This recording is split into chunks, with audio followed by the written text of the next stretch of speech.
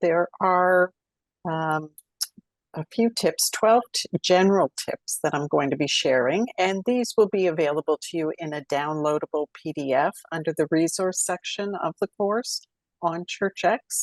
So these 12 tips are general, but they are best practices when writing applications for grants. And so if you'll keep it in mind for this grant or any grant that you are writing, we hope that they're helpful and that they will, some of them will really especially help you with this grant if you decide to apply for it. So in general, the first one, of course, is to get help. And Katya and I think Daniel Reed, if he's on this webinar, will be talking about the importance of talking with others to help you along the way as you prepare to submit for a grant. So get help, as well as through the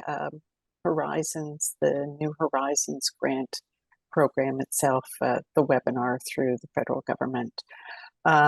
Give yourself adequate time. Now, unfortunately, for those of you who are trying to submit this application for this particular grant for the 2023-24 years, the timeline has been compressed, even though it's been extended the 2 weeks to be due on September the 28th at 3 p.m.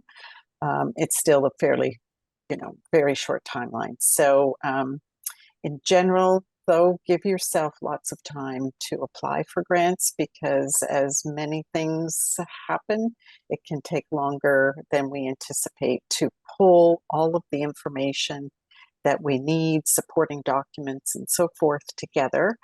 Some of you who are joining us this evening are just learning about the process, and that is great, and you may be wanting to consider it for next year. The third tip is to read the guidelines. Pay attention to those guidelines. The fourth is to address the priorities of the grantor. So Jill already mentioned this, and she summarized those priorities. Along with the priorities, there are keywords, and especially with government grants, using keywords throughout the application really supports your chances of success.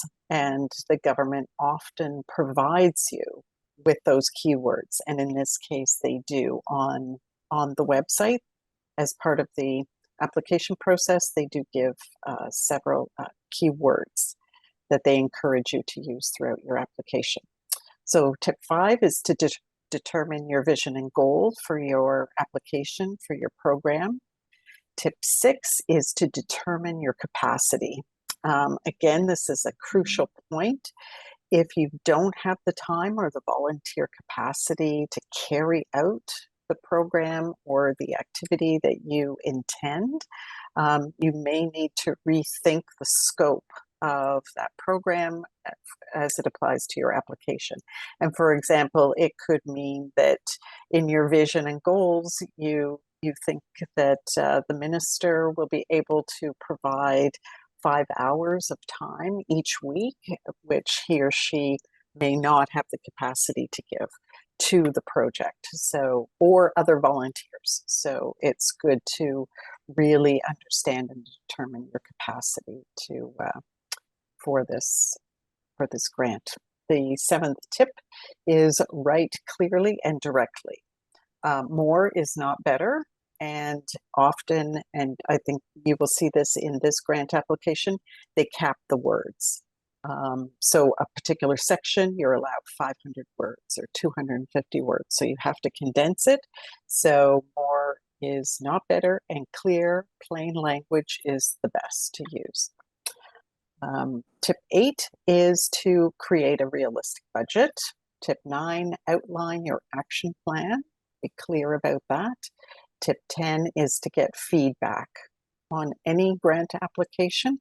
Have someone go over it, perhaps who has applied for it before, if that's possible. And if not, simply ask somebody to go over your application to ensure that it meets all of the requirements that you're being asked to provide. Tip 11 is gather all of your supportive materials. This grant requires a supportive letter. So there are going to be some examples that we can provide you with. So think about who might provide the strongest letter for you to add to your application. And finally, the 12th tip is to follow the instructions carefully and to triple check your grant application for errors.